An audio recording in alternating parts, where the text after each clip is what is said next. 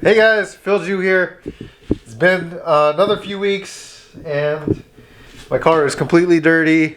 There's a rug doctor in my passenger seat and I got the all seasons back on, which only means the season is about to start. So this winter, I had a lot of winter projects to do and it kind of kicked my ass. Not going to cut it short. It really was tough for me as someone that's not mechanically inclined or has any background in working on cars or anything to do with their hands. There was just a lot of work to do. So first and foremost, when the season ended, I broke my front left hub. This one right here, which destroyed my rotors, destroyed my caliper, and it was just a complete mess to get home. We got a flat toe, got it here, but we had trouble getting it off the flat toe because the rotor completely, not the rotor, the hub completely sheared. And I'll put like a picture like right here. So we got that fixed. That took like 2 to 3 days. It's fine. We did both the fronts.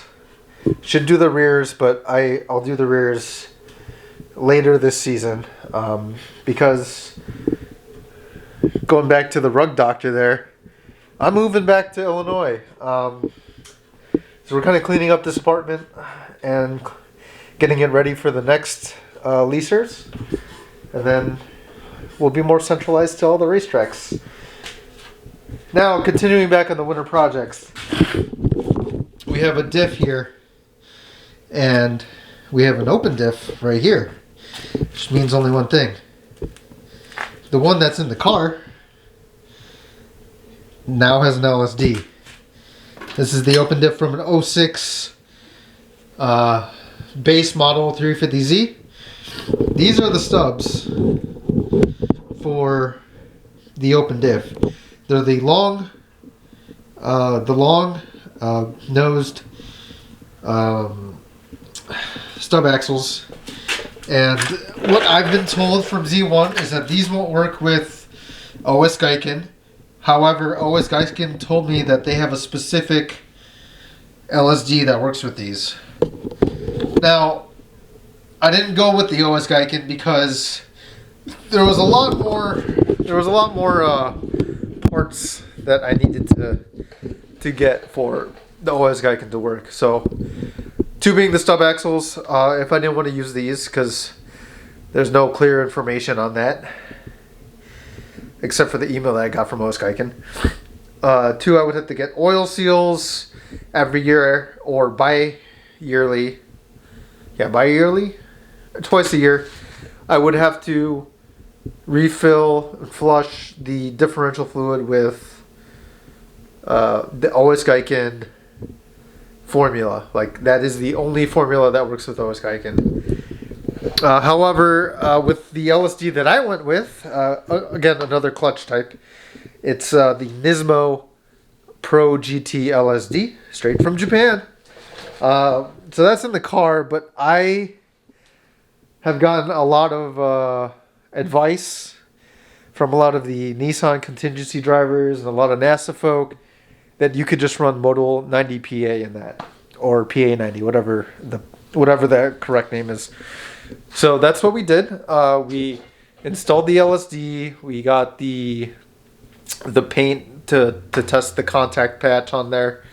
That's probably not the right phrase, but it's the only one that comes to mind. And then we checked the backlash.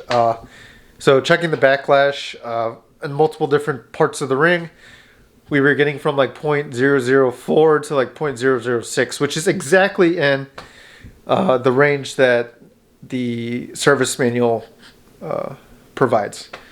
Now, that's obviously there's probably going to be some human error. Again, I'm not mechanically inclined, but we meticulously checked over and over and over again.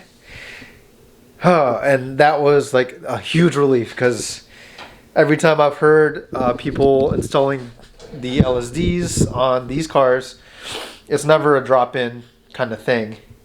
And it's always, I have to buy another shim, or I have to get the shim and then resize that shim, and I just don't have the tools for that, so I was really worried about that. However, luckily everything went in.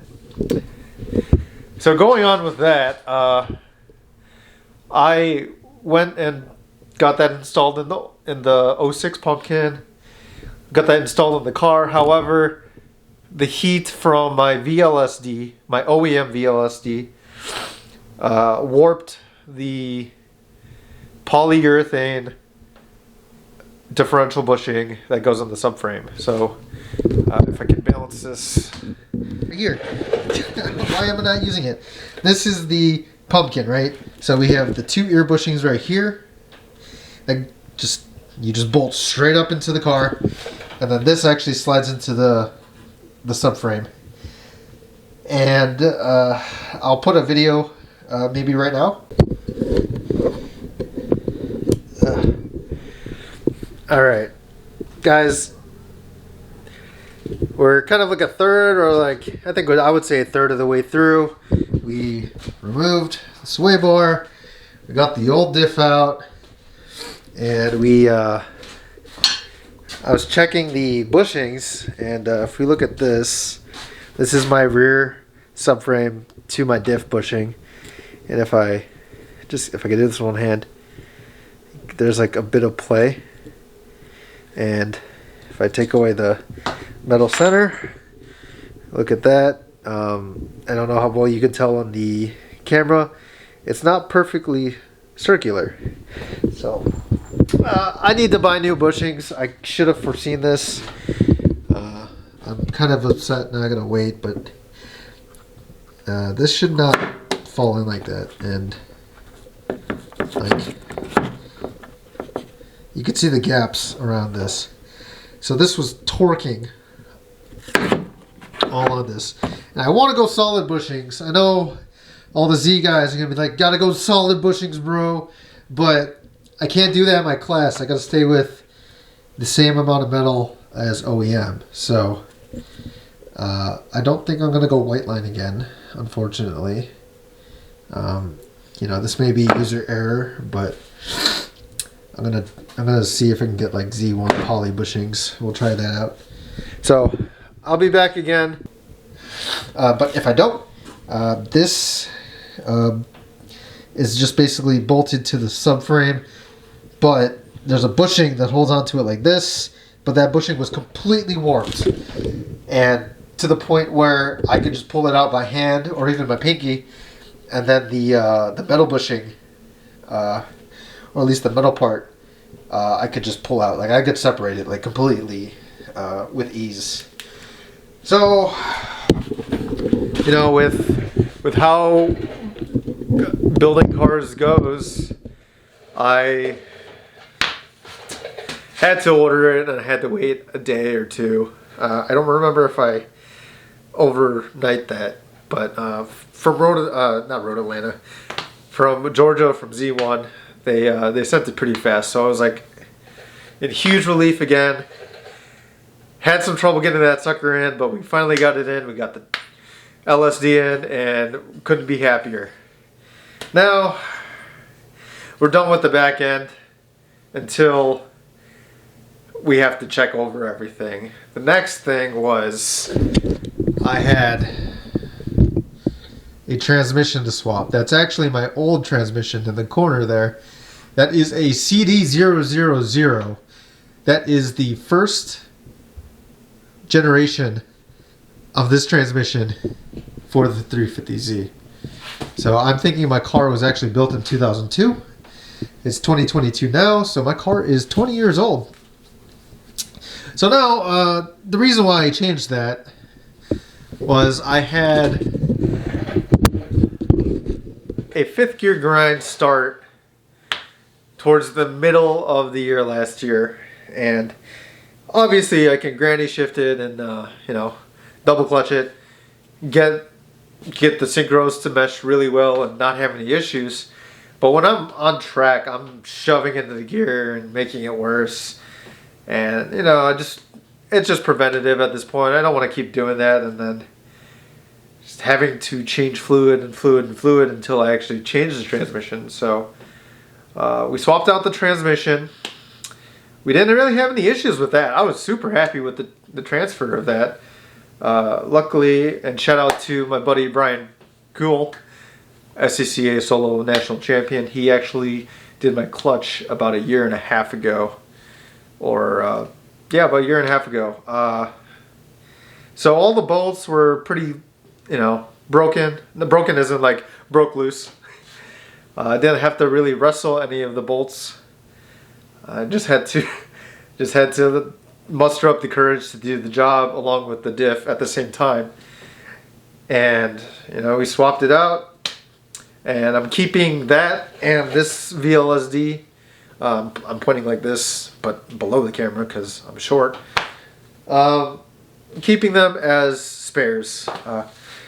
I've been told that there is a company down in the Carolinas that redoes these Nissan transmissions, and if I installed the LSD wrong, knock on wood, if that blows up, I have this. I don't want that to happen though, so cross my fingers. So that does it with the entire driveline. We checked the clutch while I was down there. I didn't take the clutch off, but I kind of just gave it like a once over. Just typical clutch dust and whatnot. So yeah, we got all the driveline installed. However, we went to go look at my compression arms with, I'm not sure if it's all double wishbone suspension cars, but the 350Z has an upper control arm, a lower control arm, and then there's a third one that connects to the knuckle. So the lower control arm connects to the chassis, to the knuckle. The compression arm that I had to change connects to the chassis back here, and then also connects to the knuckle. And then the spindle goes up, and that's where the upper control arm connects. So I think the bushings were definitely shot, or at least about to go. There's some cracks happening in them. So we changed that. Unfortunately, the one thing I hate about Nissan is on the ball joints. So the ball joint for the upper control arm, the ball joint for your lower control arm, and the ball joint for the compression rod all have these conical spacers, or at least conical washers.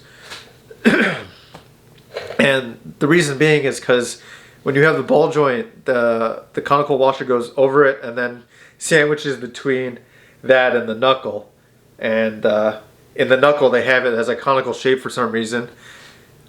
And I'm sure they had a good reason, but every time I'm changing things, you can't take them off. Like you need to get one of those like 3-prong things. I don't have one of those.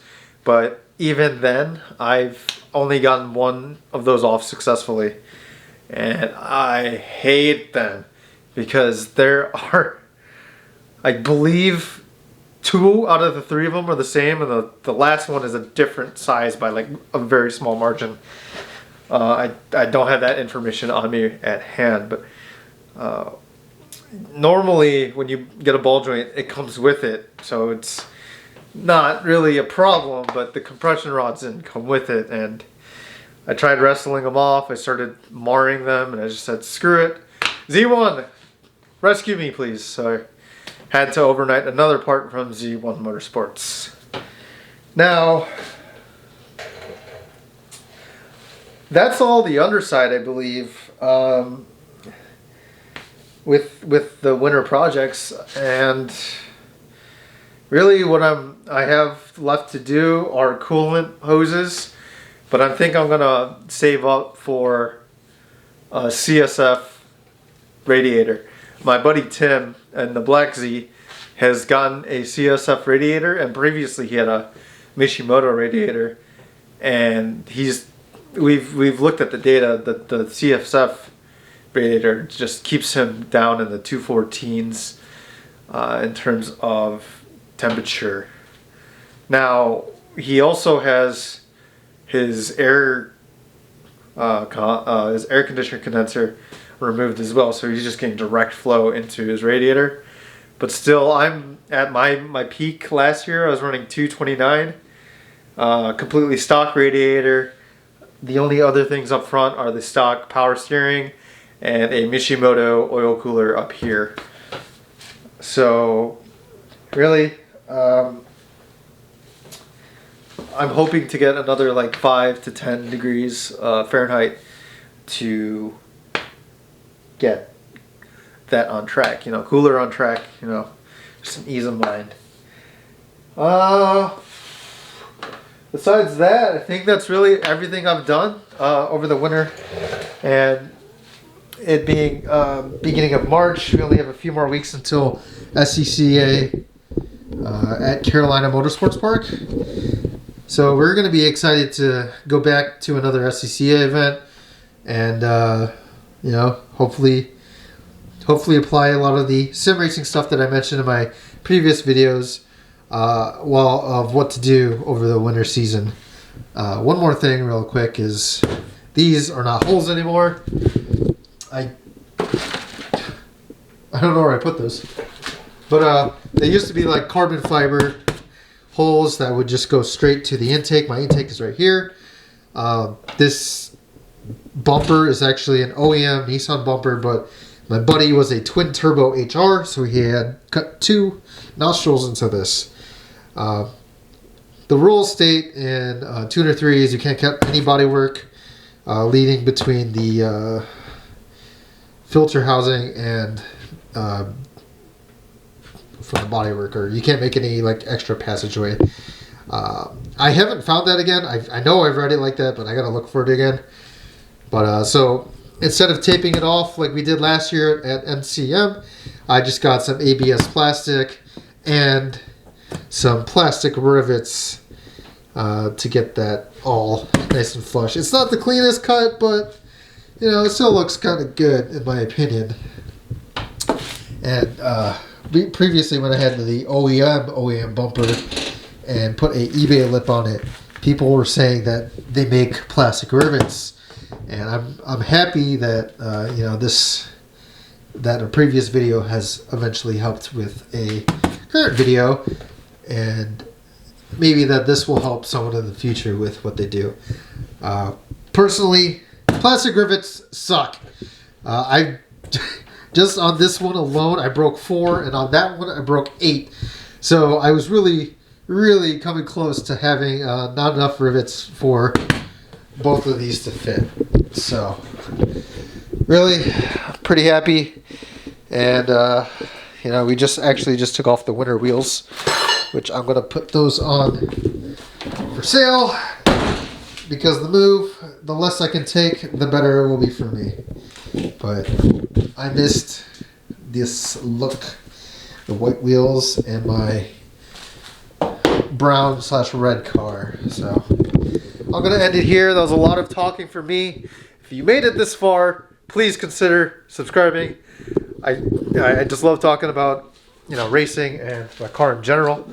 But in the upcoming months, we're going to be going over a lot of time trials.